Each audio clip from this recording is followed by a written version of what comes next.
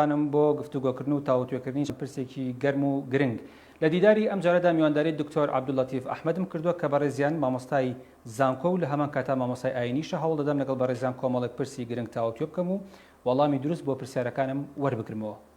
دکتۆر سلام علیکم و سپاس بۆ ئەم دەرفەتە. بەڕێزم براکەم سپاس ئێوەش دەکەم بەخێر بن.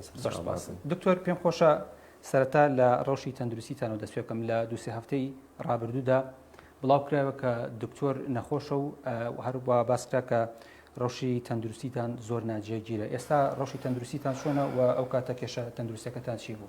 الحەمدولله والصلاة والسلام على رسول الله. سپاسان دەکەم براکەم لە ئەحوال پرسین. سپاس بۆ خوای گەورە من زۆر باشم الحەمدولله. ڕاستە ماوەیەک لە خۆشکەوتم بەڵام حەقیقەتەن ئەوەش کە دەکرا لە هەندێک لە ڕاگەیانەکان و لە فەیسبوک زێدەڕەوی زۆری تیادا بوو و کەسانێکی نەبوون کە لە ئێمەوە نزیک بن یا بە پرسی ئێمە و بە ئاگداری ئێمەوە کارە بکەن.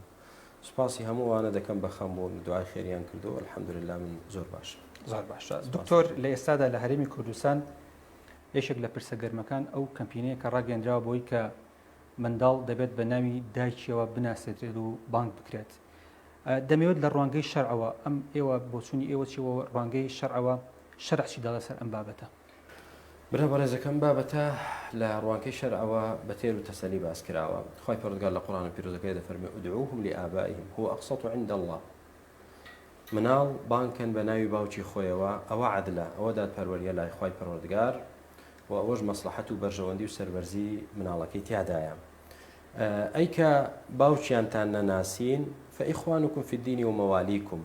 ئەوە دەڵێ براکەم یعنی یا کوڕە برام کوڕە مام ئامۆزا ئەوە یعنی وەکو برا بانگی دەکەی. جامە بەس لەم ئاەتە چێ برای من ئەوەی کە مناڵە بێ بە ناوبانکی باوکی بانگ بکرێت و نسبەت بدرێت. چ کاتێک لە چه حاڵەتێکدا دروستە مناڵ بە ناوی دایکیەوە بێت؟ لە حاڵەتێکدا کە بۆ نمونە ئافرەتێک شووی نەکردووە، ئێستا بە ڕێگایەکی شەرعی شووی نەکردووە، مێردی نییە کە چی بوو مناڵیشی لێکەوتەوە. ئەو مناڵە باوکی دیار نییە، ینی باوکی نییە، باوکی شەرعی نییە. کە باوکی نییە نسبەتی ئەو مناڵە درێت بۆ دایکی. ئەمما کە ئافرەتێک شووی کردبێ و زینا بکە و مناڵێکی ببێ لە پیاوێکی تر نەک لە مێردەکەی خۆی کە زیناشی کردووە، مناڵ هەر بۆ نسبەتی بۆ ئەو پیاوەیە کە ئەو ژنەژنی ئەوە. الولد للفراش پیغمبر دەفەرمێ عەلەیهی سڵام وللعاهر الحجر. ئەدی ئەو پیاوە زیناکاری هاتووە زینای لەگەڵ ژنی پیاوێک کردووە، ئەوە دەبێت ڕەجم بکرێ و بەرباران بکرێ، نەک نسبەتی کوڕەکەی بەلاوە بدرێ، چونکە نسبەت شتێکی زۆر شەریف و مبارەکە دانامەزێت بە شێوازێکی پاک و شەرعی نەبێ.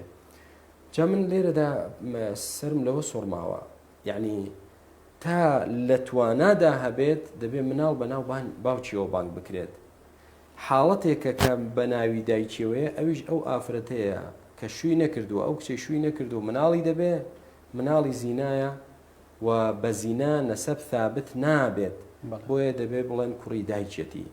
ئەمما ئەو بەڕێزانەی کە دێن ئێستا داوای ئەوە دەکەن یا کەمپین بۆ ئەوە ڕادەگەێنن، من لەگەڵ ڕێزمدا نازانم چێن و نەشم بینی و نەشم بیستوە، بەڵام ئەوە لە ڕۆژنامەوانی بەڕێز وەکو جەنابتان دەبیستم کە پرسیار دەکرێت بە شتێکی هەڵی دەزانم کە بڵێ هاوسۆزیە لەگەڵ ئەو مناڵی یاخود ناشەرعیە دکتۆر. نەنا شەرعی زۆر ناشەرعیە، هەڵەیەکی لە ڕوانگەی شەرع و ڕوانگەی کۆمەڵایەتیشەوە و گەورەترین سوکایەتیشە بۆ مناڵانە دەکرێت و بە دایکیشیان دەکرێت کە بڵێ وەڵا مناڵی داعشەکانن. ئێ باشە با مناڵی داعش بێ بە ناوی باوکیەوە بانجیکە. تاوانی مناڵ چییە کە باوکی داعش بووە؟ یعنی ئەگەر هاتوو مناڵێک بۆ من دەڵێن فلانە کەس کوڕی فلانە کەسە، باوکەکە ئەگەر پیاوکوش بێ، ئەگەر زیناکار بێ، ئەگەر داعش بێ، ئەگەر تیرۆریست بێ، هەرچی بێ هیچ تاوان نیە و هیچ عیبەش نییە بۆ کوڕەکە. کەواتە لەبەر ئەوەی باوکی داعشە ناکرێت تۆ نسبەتی باوکایەتی لێ بسەنیتەوە. دکتۆر ئەو کەسانی کە پاساو بۆ ئەمە دەهێننەوە دەڵێن ئەگەر ئەمە قبول نەکرێ ئەمە بە کەمدانانی ڕێز و بەهای دایکە.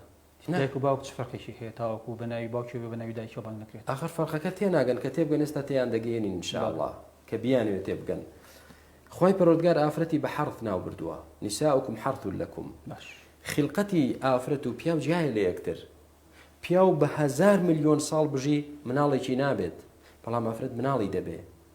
ئەگەر پیاوێک دوو ژن سێ چواری هەبێ بە حەڵاڵی یا بچێتە لای 100 ژن بە حرامی هی هەر 100 ژنەکە دەزانین ئەوە پیاوێکە فڵانە کەسە وانە بەڵام ئەگەر ئافرەتێک 2 پیا و 3 پیا و زیاتر بچێتە لای ئێستا و مناڵی دەبێتی کامیانە بۆیە کاتێک کە مناڵ نسبەتی درا بۆ لای باوکی ئەمە ئەو پەڕی ڕێزلێنانە لە دایکی ئەو پەڕی ڕێزلێنانە لە دایکی بۆ ینی ئەو دایکە خیانەتی نەکردووە کە ئەو مناڵی لە مێردی خۆی هێناوەتەوە بەڵام کە مناڵت نسبەتدا بۆ لای دایکی ئەوە تۆمەتبارکردنی دایکەکەیە نازانین ئەو دایکە سەررجەیی لەگەڵ چێ کردووە دەبێ ئەو مناڵی لە چێ هێنابێ کەواتەوە بێڕێزیکردنە بۆ ئافرەت و بێڕێزیکردنە بۆ مناڵەکانیش بۆیە بەلهەمەوە سەیرە ڕەش بەلای خەڵکە و بێتە سپیس پێ بێتەوە بەلایەوە بێتە ڕەش پێتان وایە ئەمە دەستێکی لە پشتۆ بیا خودت بێ ئاگایی بێگومان هەردووچی هەیە کەسانێک هەنە بێ ئاگان و نەزانن لە دڵسۆزی خۆیان دەیکەن على ئاساس هاوسۆزیانە بۆ چێ بۆ مناڵەکانی داعش بەڵام دەستێکی تر هەیە دەستێکی چەپەڵ و ڕەشەیە ئەمە دەرگا واڵا دەکاتەوە بۆ زیناکردن یعنی ئافرەت بە کەیفی خۆت زینا بکە و مناڵیشی لێ بێتەوە خەمت نەبێ بۆ چکە لەمە دووە مناڵ بە ناوی دایکەوە بانگ دەکرێت نەک بە ناوی باوکیەوە کێشت نییە ئەم مناڵەت لە چ پیاوێک بووە ئەمە دەرگایکی فەسادی دەکاتەوە کە لە هەموو جیهانە شتیوان نەکراوە نەیویستم ئەوە بپرسم لە وڵاتانی ئەوروپی و ئەوڵاتش کە بەناو پێشکەوتن شتیوانە مناڵ هەر بە ناوی باوکیەوە ئێمە سیر لە چیدایە لەگەڵ ڕێزم بۆ قەومەکەی خۆمان کە قەومی کوردە بۆ میلەتەکەم کە میلەتی کوردە یعنی شانازی پێوە دەکەین الحەمدولله کە خوا بە کورددروستی کردوین بەڵام تیاماندا هەیە لە ناو میلەتی کورد پێی دەوترێ هیچ نەدیتکە واتە هیچیان نەبینیوە بۆیە سبحان الله وەکو مێش و مەگەز تەنها لەسەر پیسی دەنیشنەوە ئێستا ناڵێن ئێمە سەیری غەرب و وڵاتانی دیموکراسی و پێشکەوتو دەکەینەوە زەحمە نەبێ لە چیدا تۆ سەیری ئەوانت کردووە لە ڕوتەکە سەیریان دەکا لە جێندەر سەیریان دەکا لە هاوڕەگەز بازی سەیریان دەکا تێگەیشتی ئافرەت یعنی حساب بۆ مێرد و بۆ باوک و بۆ هیچ نەکا و بۆ کۆمەلگا و کەلتوری ڕەسەنی قەومەکەی خۆی نەکا لەوەدا دەیە وەکو ئەوروپا بێ بۆ تۆ لە دادپەروەریەکە وەکو ئەوان نابی بۆچی لە پێشکەوتنی تەکنەلۆژی وەکو ئەوان نابی بۆچی لە ڕەوشت نزمیەکەیاندا تۆ سەیری ئەوان دەکەی جا ئەم پرسە لە هەموو جیهانە نەبیست توشتی واکرابێ کەچی لە ناو کوردی خۆماندا هەندێک کەس دەیکە زۆر باشە ئێمە ئەو پەڕی بێڕێزیە بەرامبەر ئافرەت و بەرامبەر ئەو مناڵانش کە بە ناوی دایکیان ئەو بانگ بکرێن لە ماوەی دوو هەفتەی ڕابردوودا وێنێکی جەنابەت بڵاو بووە کە تێیدا لەگەڵ چەند کەسایەتیەک کۆبوو بوویتەوە ئەو کەساتیانە نزیک یاخود سەر بە حیزبێکی ئیسلامی ناسراوە و کاردانەوەی لەکەوتەوە ئەم چاوپێکەوتن و دیداری جەنابەت پێم خۆشە لە زاری جەنابەتەوە بزانم هۆکاری چاوپێکەوتنەکەتان چی بوو و بۆچی بەو شێوەیە کاردانەوەی لێکەوتەوە ئەمە سێ بڕگەیە پرسیارەکەت براکەم ئەو بەڕێزانی کە من لەگەڵیان دانیشتوم کەسانێکی دەمارگیر و متعەسب نین بۆ حیزبەکەیان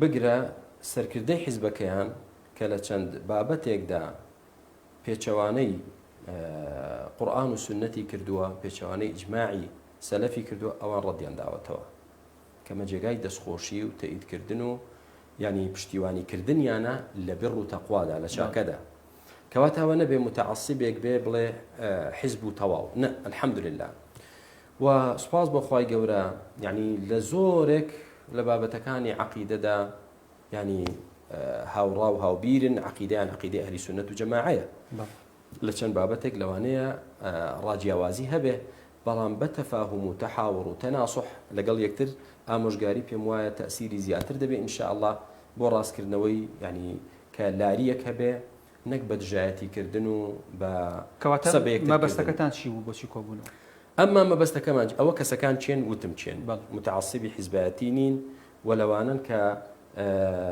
ناحەقیان لە سەرکردەی خۆیان قبوڵ نەکردو و وەڵامیان دایەوە دوو هەمیان مەبەستەکەمان چی بوو مەبەستەکە ڕوون و ئاشکرایە لەسەر وێنەکە دانراوە کە وتعاونوا على البر والتقوى لەسەر بنەمای چی لەسەر بنەمای منهجی سەلەفی صالح بۆ بانگەواز بۆ قورئان و سنت بە تێگەیشتنی سەلەفی صالح کە پێغەمبەر صلی الله علیه و سلم پێشەواکانمان سەحابە و تابعینن و بۆ ڕەدانەوەی هەموو کوفر و ئیلحاد و بێدینی و بیدعە و خوڕافەتێک و بەلاڕێ دابردنێک کەواتە مەقسەدەکە مەقسەدێکی شەرعیە بۆیە پێغەمبەری خوا عەلەیهی سەڵاتو وسەلام لەگەڵ کافرەکانی مەکە حلفی فضولی کرد لەسەر شتێک کە حەق بێ تەعاون هاوکاریکردن کەواتە ئەم کاردانەوەی بۆچی لەلایەن چی بوو؟ ئەنجا ئەمە بڕگەی سێمی پرسیارەکەتە ڕاز دەفەرمووی لەلایەن دوو کەسەوە بوو دوو جۆر کەسەوە جۆرێکیان هی حیزبەکەیان کە متعصبی حیزبایەتین ئەوان بە هیچ شێوازێک حەز ناکەن لە دائیرەی حیزبایەتی دەربچن و حەز ناکەن دۆستایەتی کەسێکن کە لە خارجی دائیرەی حیزبە و حەز ناکەن ڕەخنە لە کەسێکی ناو حیزبیان بگیرێ بۆی پێیان ناخۆش بوو ئەوە بە شکستێکی حیزبی دەزانن و لەولاشەوە جۆرە کەسانی دووەم ئەوانەی کە ڕەوتێکی ینی توندیان هەیە بە ناوی سنەت و سەلەفیەتەوە کە شوێن کەوتەی شێخ ڕەبیع بن هادی مەدخەلین ئەوانەش بە هیچ شێوازێک دروستیان نییە هیچ جۆرە تەعاونێک و هاوکاریەک لەگەڵ چێ لەگەڵ کەسێک کە لە خۆیان نەبێت ئەمەش دەگەڕێتەوە بۆ ناحاڵی بوون لە دین حەقیقەتەن ئەجینا تەعاون خوای گەورە ئەمری کردووە تەعاون و بە هەموو مسلمانان دەڵێ نەک بە ڕەوتێکی دیاری کراوە باش دکتۆر زۆر جار تۆمەتبارەکەی بەوەی کە تۆ لە بەرپرسان و کاربەدەستانەوە نزیکی و دیدارت هەیە لەگەڵیاندا و هەموو جارێکیش کاردانەوەی لێ ئەکەوێتەوە دەمەوێت بپرسم لە ڕوانگەی شەرعەوە چاو پێکەوتن لەگەڵ بەرپرس و بینینی کاربەدەستان کارێکی ناشەرعیە ئەگەر ناشەرعیە بۆچی جەنابتان ئەم کارە دەکەن و ئەگەریش ناشەرعی نییە ئەم کاردانەوەانە بۆ وەلەلایەن چیەوە دەست خۆش بێت ئەمما لە ڕوانگەی شەرعەوە براکەم خوای پەروەردگار موسا و هاڕون عەلەیهیمو سڵاو وسەلام دوو پێغەمبەری خوا بوون ناردنی بۆ لای کافرترین کەسی سەر ڕووی زەوی کە فیرعەون بوو کە دەیوت ئەنە ڕەبوکم الأعلا کەواتە کەسێکی بانگخواست کە بچێ بۆ لای کەسێک وەکو فیرعەون ئاسایی بێ ئەی بۆ لای کەسێک بچێ بەخۆی بڵێ من مسلمانم هەیە دروست نییە لە شەرعەدا دروستە پێغەمبەری خوا عەلەیهی سڵاو وسەلام وەفدی نارد بۆ هێرەقل بۆ لای هێرەقل بۆ لای گەورەی ڕۆمەکان بۆ لای گەورەی فارسە مەجووسیەکان بۆ لای قبتیەکان بۆ لای نەسڕانیەکان بۆ لای هەمویان ناردوێتی یعنی دان حیوار و گفتوگۆی مسلمان لەگەڵ غەیری مسلمان جائیزە چه جای لەگەڵ مسلمان بۆ جائیز نییە بۆیە ئەو کەسانی کە ڕەخنە دەگرن برای بەڕێزم دیسان دوو سنفن کەسانێکان بۆ نمونە کە من لەگەڵ بەرپرسێکی سەوز دانیشتم لەوانەیە زەرد پێی ناخۆش بێ لەگەڵ هی زەرد دانیشتم سەوز پێی ناخۆشە و لەگەڵ کۆمەڵ دانیشم یەکگرتو پێی ناخۆش بێ لەگەڵ یەکگرتو دانیشم گۆڕان پێی ناخۆش بێ ئەمە کەواتە دافعێکی حیزبیەوە دەکا پێیان خۆش نییە بەڵام ئەوە بەلای ئێمە هیچ بەهایەکی نییە ڕوانگەی دووەم نا کەسانێکی دیندار دێت ڕەخنەت لێ دەگرێ بۆچی لەگەڵ فلانە کەس داشت باشە دکتۆر من ئەمێ بپرسم دانیشتەکەی جەنابەت مەبەستی دانیشتنی جەنابەت لەگەڵ ئەمانە بەرژەوەندی شخصی یاخود ئەوەتان نا منفعەتێک و بەرژەوەندیشی والله وا بزانم براکەم کە شایەتی بە حەق بۆ خوا بدەی لە پاشان بۆ کۆم بینەران پێش دانیشتەکەم پرسیارت لێم کرد و کۆمەڵێک نامە کە بۆ کۆمەڵێک سەرکردە نردوومە هی تێگڕای لایەنەکان جەنابەت خوێنتەوە شایەتی چییە لەسەرەوە چیم بۆ نووسین و چه نامەیەکم بۆ نردوون هەڵبەتە من لێرە مەجبورم کەوەڵام بمەوە بە حەق ولا تەکتوموا الشەهادە زۆر باشە خوای گەورە فەرمێ شایەتی نابێت کەتم کەیت و بیشاری هەڵبەتە بەڕێزان من کۆمەڵێک نامە و مەسجی دکتۆرم بینی کە نردوێتی بۆ کاربەدەستانی باڵای هەرێمی کوردستان ئەوەی کە یەکێتیش بە دڵنیاییەوە ئەوەی کە لە ناوڕۆکی نامەکەی دکتۆرە هەیە بۆ بەرپرسە باڵایانە بریتە لە هۆشداریدان ئاگادارکردنەوە ڕێنماییکردن بۆ چاکسازی و ئەنجامدانی چاکسازی و هەروەها لە هەمان کاتا بەپێی قورئان و نەسی شەرعی هەڕەشەی ئەم دنیا و ئەو دنیاشی لە بەرپرسان کردووە کە چاکسازی ئەنجام دەدەنەوە تا عاقبەتی ئەم دنیاش و ئەو دنیاشان باش نابێت. دەست خۆش بێ براکەم ئەمە ئەوانیش کە بۆیان چوە هەمویان دەزانن الحەمدولله بۆیە ناچین لەگەڵ بەرپرسێک دابنیشین نەچوومە بڵێم وەڵا هاتووم زەویم بدەنێ هاتووم موچەیەکم بۆ ببڕنەوە هاتووم کاکە گیان بەڵکو و پۆستێکم بدەنێ الحەمدولله ئیشم بەو شتانە نییە سوپاس بۆ خوای گەورە کە چووبم لەگەڵ هەر کەسێکیان دانیشتم ئەوەی کە بۆم کرابێ نەسیحەتێکی خێرم کردووە بەخوا کامە لە پلەی بەرزە تومە کورسی دەسەڵات وەکو کورسی حەلاق وایە هەر ڕۆژە هەر جارەیەکێک دێتە سەری بۆیە ئەو فترەی کە تۆ لەسەری دانیشتووی کارێکە کە خوا لێت ڕازی بێ میلەتەکەشت ڕازی بێ بۆی برام شتێکی عیبە نییە بەڵام چییە کەسانێک کە بەناحەس سەیری قەزیەکە دەکەن چاکەکانیشت بە خراپە وەصف دەکەن ئاوا وێنای دەکەن ئەژینە چ عیبیش تێدایە بۆ من لەگەڵ قایم لەگەڵ محافظ لەگەڵ مەسئول مەڵبەندێک مەسئول لقێک لەگەڵ بەرپرسێک سەرۆکی هەرێمێک وەزیرێک دابنیشی عیبەی تێدایە بێشەرعی تێدایە گرنگەوەیە بۆچی دادەنیشیت زۆر باشە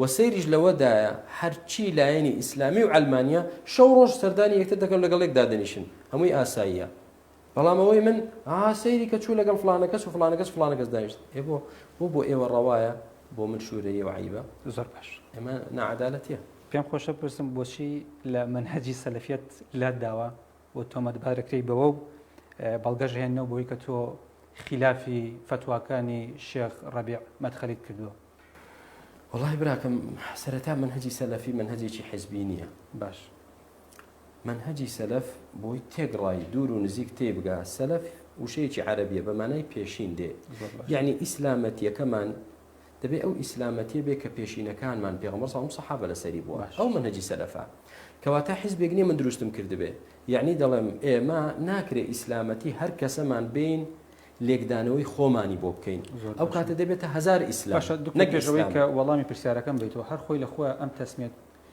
ناونانە لەوەی کە ئەمە سەلەفیەتە ئەمە سۆفیەتە ئەمە ئیخوانیە ئەمە جیهادی ئەمە نابێتە هۆی تەفرەقە خۆ من نەهاتوم لەقەبی سەلەفی بۆ خۆم دابنم نازناوی سەلەفی تۆ من ئێستا کە لەقەبی من لە قانون لە یاسادا ئەلئەمینە زۆر باش سەیری هەویەم کە سەیری جەوازم کە بەناوی باپیرە گەورەمانەوە ئەمین ئەوە لەقەبی من نازناوی من بەڵام کەلیمەی سەلەفی نازناو نییە بۆ من وتمە بەستەکەی من ئەوەیە لە سەردەمی پێغەمبەر عەلەیهی سڵات وسەلام خولەفای ڕاشیدین و ئەم ناوە نەبووە نەخێر خۆی هێنانی ئەم ناوە ئەمە جۆرێک لە بیدعانیە تەفرەقەنیە دروستیەکەن لە ناو مسلمانانە براکەم ئیسلام پێغەمبەری خوا عەلەیهی سڵات وسەلام فەرمووی وەستەفتەریق ئومەتی باش ئومەتی من لە داهاتوو دەبێتە پارچە پارچە زۆر باشە ئێستا کە پرسیار لە بەڕێزت کەم یا لە هەر موسڵمانێک لە باوکی تۆ لە دایکی تۆ هەر موسڵمانێکی عاقڵ وەرە پرسیاری لێ بکە تۆ دەتەوێت کام موسڵمانە بی لەسەر کام ئیسلامە بی ئیسلامی شیعە ئیسلامی قادری ئیسلامی نەقشەبەندی ئیسلامی کۆماڵ ئیسلامی یەکگرتوو ئیسلامی داعش ئیسلامی قاعیدە ئیسلامی طالیبان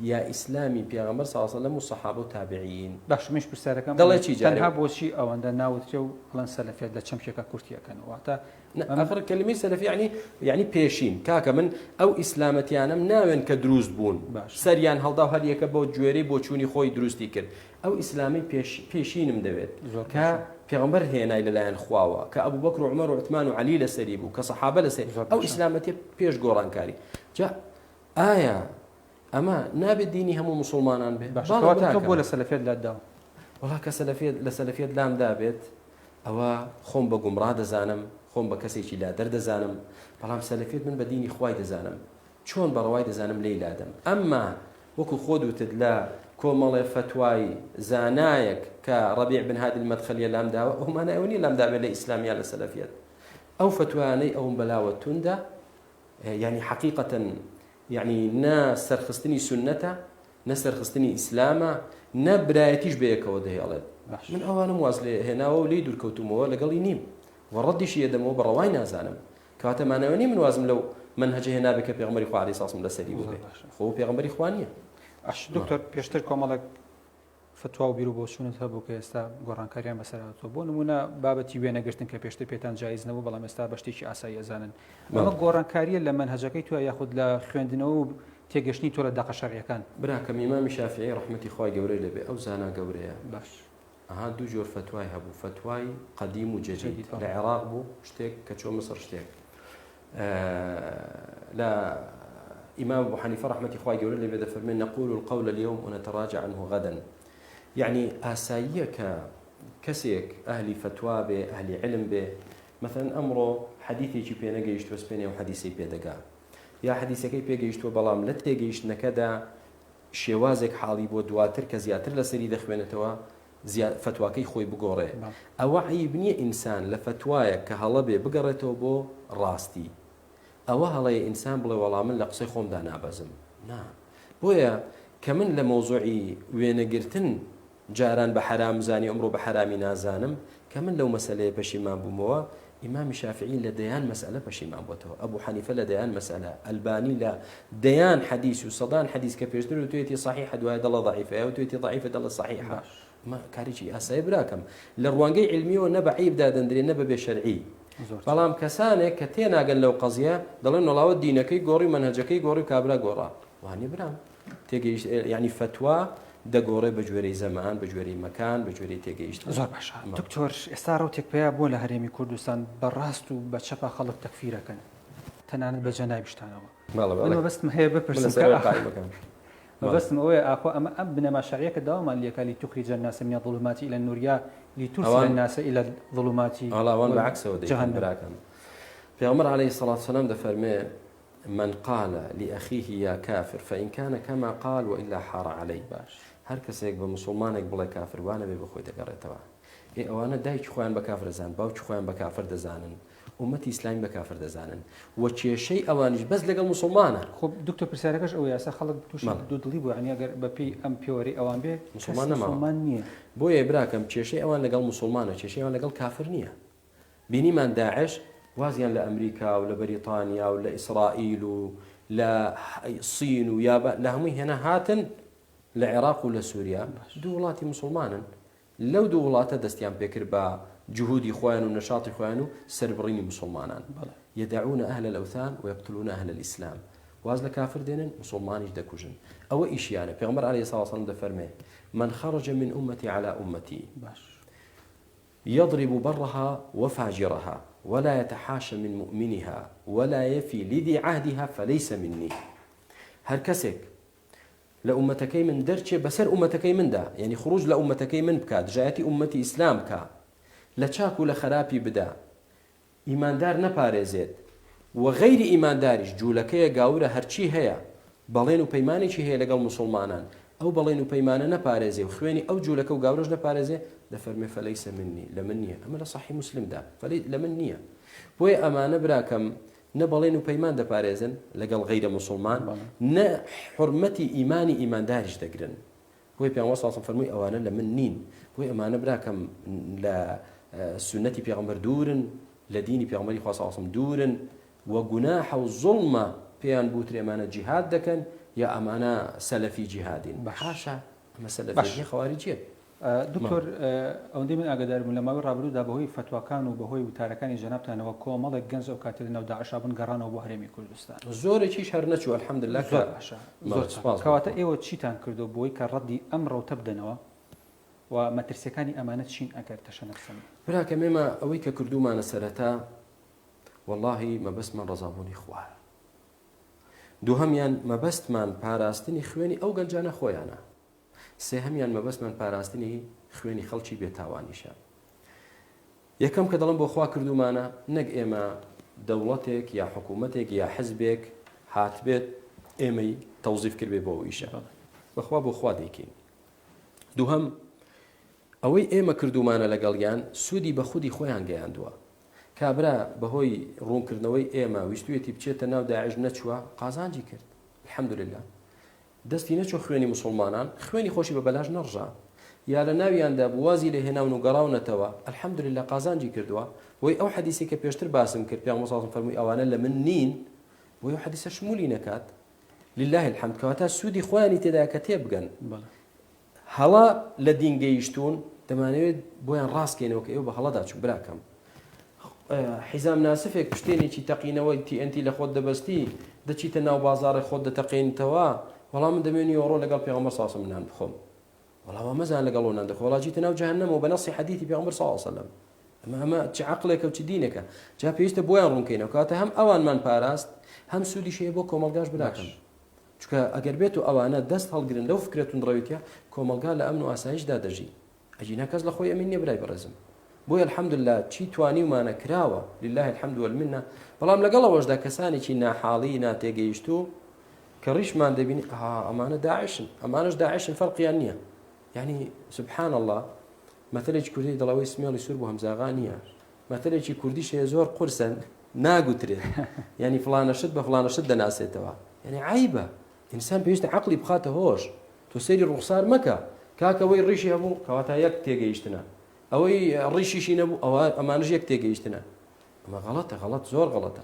ئەوەی کە بە فەزلی خوا کەناڵی ئامۆژگاری کردی بۆ ڕۆشن فکرکردنەوەی گەنجان و بە دوورخستنەوەیان لە فکری توندڕەوێتی و تیرۆریستی بەخوا بە هەموو یەکێتی پارتینیان کردووە. باش دکتۆر باسی یەکێتی پارتیت کرد زۆرجار بەوە تۆمەتبارەکەی کە تۆ پشگیری وەلی ئەمرەکەی چێرە دەسەڵاتە و پشگیریەکەی هەر بەڕاست تۆ ئەگەر چاک بکەن و خراپ بکەن هەر پشگیری ئەەکەی دەسەڵات. باشە من مقدمەیەک بۆ وەڵامەکەت.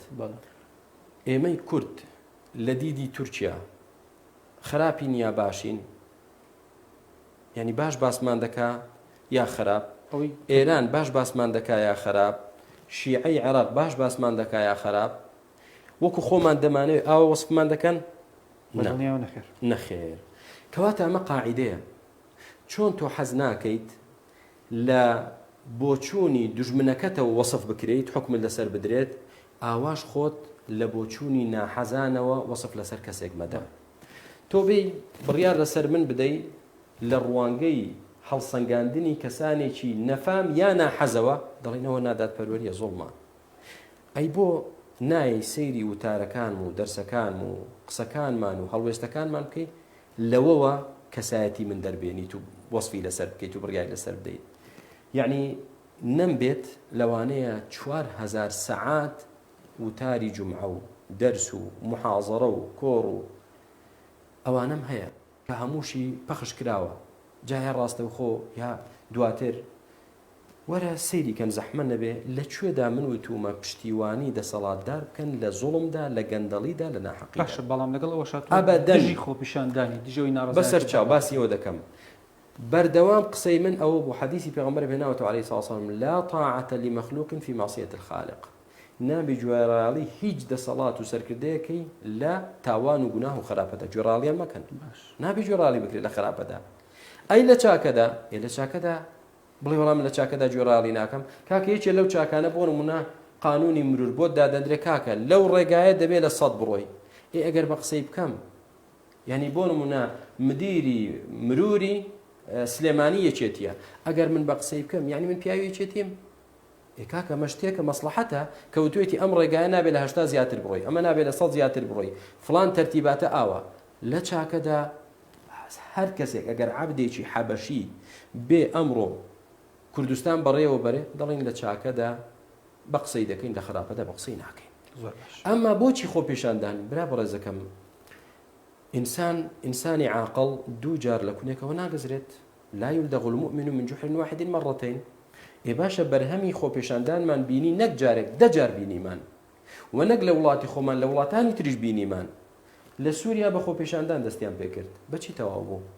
توانیان بە شەر لابەرن، توانیان حکوومەتەکەی بڕۆخێنن، توانیان شەعب حکوم بگرێتە دەست ئەبەدەن. بەڵام بە سەدان هەزار گەنجیان کوژرا، دایکیان جەرگ سوتاو بوو. کەواتە تۆ نیگەرانی ئەوەی جارێکتر و سیناڕۆی ئەوێش لێرە دووبارە نەبێتەوە. ئێزەرە لە میلەتەکە خۆی ئەجی نەبراکەم دەسەڵاتدار زەرەر ناکە. فەرموو چەند جار خۆپیشاندان کرا، ئایا هیچ مەسئولێک کوژرا یا کوڕی فەقیر کوژرا؟ هجوم دەکرێتە سەر مقڕ، چێ دەکوژرێت؟ سەر مقڕی حزبی هەر خەڵکی ڕەشو. من دەڵم کاکە گیان حەز ناکەم ئێوە خۆتان بەکوژدەن بە بەلاش چکە زام نەتیجەی نییە. زۆر باش. ئایا ئەوە بە پەرۆشی من دەگەێنێ بۆ میلەت یا دۆستایەتی من دەگەێنێ بۆ دەسەڵات؟ کامیانە؟ ئینسانی عاقڵ تێدەگا. زۆر باشە. ئەمما لە خراپە لەگەڵ نین براکەی من. دکتۆر ئاەتێکمان هەیە لە قورئانە ئەفەرمێ فەقولە لەو قەولەن لەینە. ئەمە ئەمری ڕەب العالەمینە کاتێککە موسا ئەنێرێ بۆ لای فیرعون زین کە بە ئینەهو طەغا وەسفی کردووە.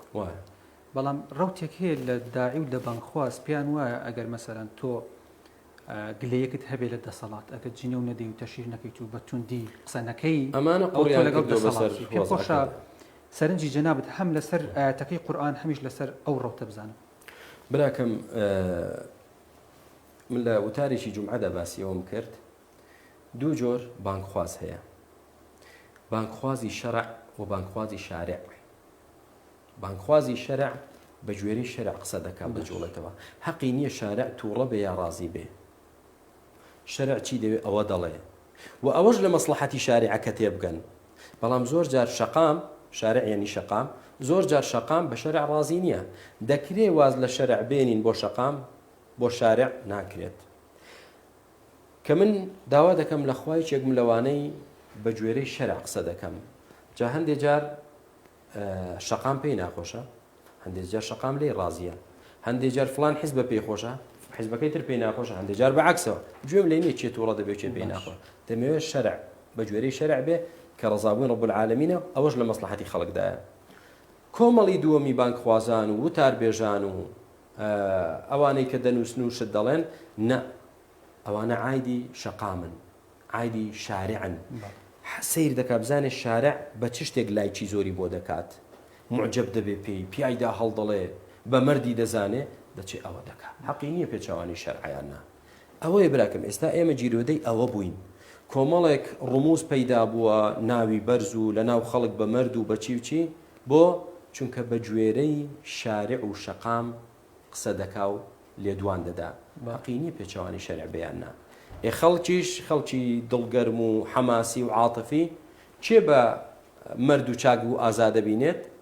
ئەوەی کە بە گوێرەی هەوا و ئارەزووی ئەوان قسە دەکا، نەک ئەوەی بە گوێرەی شەرع قسە دەکا. ئەمە جیاوازەکەیەتی براکەی من. بەڵام من بە هەموو بانکخوازان دەڵم لە خوا بترسن. ئێوە ئەو وتارە حەماسی و جینێوانەی کە دەیڵێن خزمەت بە میلەت ناکەن.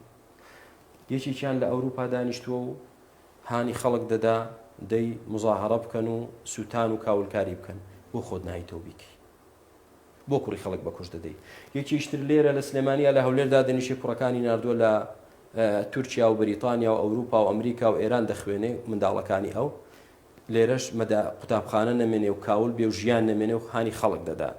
ئەم دووفاقەیە کە لەگەڵ گورگ گۆشتی مەڕ دەخۆن و لەگەڵ شوانیش فرمێسک دەڕژن، ئێمە ئەو نیفاق و دووفاقەیە ناکەین.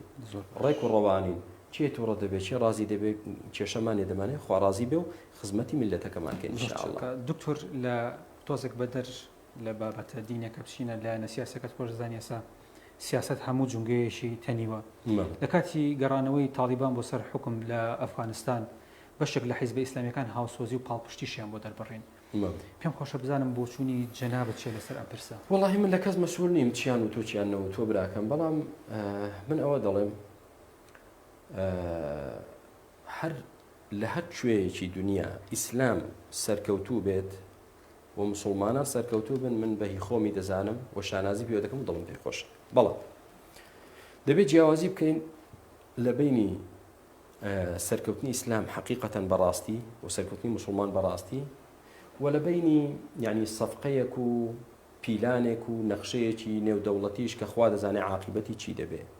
چونکە هەر ئەمریکا بوو 20 ساڵە بە تیرۆریست لە قەڵەمیدان، باشە ئێستاش هێنانیەوە. جایا دەبێت ئەمریکا ئیعتراف بەوە بکە کە فەشەلی هێنا لەلایەک و دوومیشیان درۆی کرد و خیانەتی کرد لە هەموو جیهان کە ئەوانی بە تیرۆریست لە قەڵەمدان، و ئەو هەموو کەسەش کە خوێنی ڕشتن ئەو مەسئولە لێی، ئەو هەموو پارێش کە سەرف کرا ئەوە هەمووی ئەمریکا دەبێت بیخاتە ئەو باڵی خۆی. یا دەبێت ئەوە بکرێت ئەو کاتە دەڵێن بەڵێ کەواتە تالیبان فعلا تیرۆریست نەبوون، تالیبان خراپ نەبوون، تالیبان باش بوون، ئەمریکا چاواشەکاری کرد. ئەمریکا دەبێت ئەو لێدوانە بدات ئەگەر یعنی ئینساف و دادپەروەری ئادەبێت. یاخود چی؟ یاخود ناکاکە تالیبان هەر تالیبات نیجارانە، بەڵام ئێستا ئەمریکا دوێنێ دژایەتی دەکردن ئەمڕۆ هێناوی نیەوە. ئایا هەستی بەوە کردووە رووسیا و ئێران مەتەلەن لە پشتەوە پشتیوانی تالیبان دەکەن و ئێستا هەست بەوە دەکا یاریەکە بدۆڕێنێت لەوێ؟ نە، وتی با فێڵەکە لەوام بکەم و من تالیبان بگرمە خۆم و جا من بەکاریان بێنم، داعش و قاعدەیان لێ دروستکەم بۆ وڵاتانی تر. نازانین مۆزوعەکە چییە. بۆیە من بڕیار نادەم، بەڵام ئەوەندە دەڵێم تالیبان بە مسلمانیان دەزانم و داواکاریشم لەخوای پەروەردگار لە هەموو شوێنێکی سەرڕووی زەوی ئیسلامی حەقیقی و مسلمانی ڕاستەقینە، دوور لە زێدەڕەوی و تەکفیر و توندڕەوی و ئەرهاب، مسلمانی ڕاستەقینە باوا دەست بێت. بەڵام ئەوە هەڵسەنگاندنی من نییە بۆچی بۆ تالیبان و بڕیار لەسەری. دەڵێم لعبەیەکی سیاسی ئەڵڵاه ئەعلەم جارێ ماوێتی تێبگەین بزانین چۆنە، بەڵام شانازی دەکەین بەچی؟ شانازی دەکەین بەوەی کە ئیسلام و مسلمان لە هەر کوێیەکی سەرڕووی زەویدا سەرکەوێت دڵمان پێی خۆشە. جا هەندێک بانخواسەیە ئەو ناوەستێت یەکسەر باز لەوە دەکا کە بۆ نمونە ئەوانە چاکن، هەندێک دەڵ ئەوە خراپن، من قسەی تێدا ناکەم، دەڵێم عاقیبەتی خێر بێت و هەشە حقیقەتەن لە بانخوازان سەرڕای ئەو دوو جۆرەی کە باسم کرد بانکخوازی شەرع و بانکخوازی شارع و شەقام هەندێک بانخوازیش هەیە بانخوازی دەسەڵاتە یعنی بە ئاشکرا دەیبینی مەلایەکە یەکێتی پێی بڵێ دنیا هەمووی سەوزە دەڵێ هەمووی سەوزە پارتی بڵێ دنیا هەمووی زەردە دەڵێ هەمووی زەردە ئەمەش بەڕاستی دینفرۆشیە خوا پەنامان بدە لەو جۆرەشتا دکتۆر لە مانگی ئایندەوەی مەچین هەڵبژاردنێکی پێشوەختەوە ئێوە پێشتر لەگەڵ هەڵبژاردن و پرۆسی دیموکراسیان نەبوون پێم خۆش ئێستا سەرنجتان لەسەر ئەم بابەتە بزانم و بەدیلی ئەمە چیە بۆ ئێوە نابراکەم کە لەگەڵی نەبووین یعنی حقیقەتەن بەرهەمەکەی وا نابینم یعنی وام نەبینیوە کە پەرلەمان بتوانێت گۆڕانکاریەک لە ژیانی خەڵکدا دروست کات ناڵێم هەرنەی کردو بێ ئینسافێ بڵم هیچی نەکردووە بەڵام یعنی گۆڕانکاریەکی ئەو تۆ دروست ناکە پەرلەمان بۆ چکە ئێمە لە وڵاتێکدا دەژین بڕیاری حیزبە چەند پەرلەمان دانیشێت و قسە بکات و دەنگ هەڵبڕن و تەختە بکتن کە حیزب بڕیاری شتێک نەدا نابێت باش بۆیە ئەو هەڵبژاردنانە کاتی خۆی بە سەدام ڕخنیان لە سەدام گرت تۆ ئەوە نییە مەجلیسی شوڕا و ڕاوێژ و پەرلەمان و شتت نییە هەر بۆ خۆتی ئێفتی باشە دروستی دەکەم دروستی کرد بەس چی کارتۆنی خۆ چێ جورئەت دەگا و چێ پیاوی ئەوەیە شتێک بڵێت و شتێک بۆ بگۆڕێ جا من مەوزوعی هەڵبژاردن یعنی ئومێدی گەورەی تیادا نابینم یعنی فعلا گۆڕانکاری دروست کات لە واقعی ژیانی خەڵکدا یاخوا بیکە چیمان دەوێت ئەمە ڕەئی منت بێ من دەڵم لە قورئاندا 4 صفەت باسکراون بۆ ئەو کەسانی کە شایستن شتیان بەدەست بێ لە ئاەتێکیان دەفەرمێ قەوی ئەمین لە ئاەتێکیاندا دەفەرمێ حەفیظ عەلیم خەڵک تەنگ بۆ چێبدا بۆ کەسێک کە بەهێز بێت کەسێک ئەگەر بەرماڵی لە ئاسمان بفڕێ وەکو کوردەواری خۆمان دەڵێ بەڵام کە هیچ توانای نەبێ ناتوانیت گۆڕانکاریەکە کەواتە دەبێت ئەو کەسە قەوی بێت وەروە ئەمینیش بێ خیانەتکار نەبێت کەسی خیانەتکار دەنجی پێ نەدرێت هەروەها حەفیظ بێت یعنی ماڵی خەڵکو و خوێنی خەڵکو و داهاتی وڵات بپارێزێت ئەوەی لێ ڕەچاو بکرێ وەروەها عەلیمیش بێ تێگەیشتوو بێ جاهیلێک نەبێت و نەفامێک و نەخوێندەوارێک بینی وڵاتیە من دەنجی پێکۆ دەکەمەوە دایدنێم زانستێکی پێ بێت من دەڵێم اختار الأصلح چێ ئەصلحترە ئەم صفاتانی تێدا وەکو شەخص دەنگ بۆ ئەو کەسە بدرێت دکتۆر ئێمە لە کۆتایی شتێکمان نەماوە سپاس بۆ ئەم کاتێک کە بە ئێمەت بەخشی ئەگەر جەنابی بتوێ شتێک بڵێ ئێمە سپاس دەکەین والله من داواکارم لە خوای پەروەردگار بۆ خاتی ناو جوانەکان و صفاتە بەرزەکانی ئەوەی کە خێر و خۆشیە بەسەر تاکتاکی میلەتەکەمان و بەسەر وڵاتەکەماندا بیڕێژێت خوای گەورە لە شەڕ و ئاژاوە و دووبەرەکی و تەفرەقە و ناکۆچی و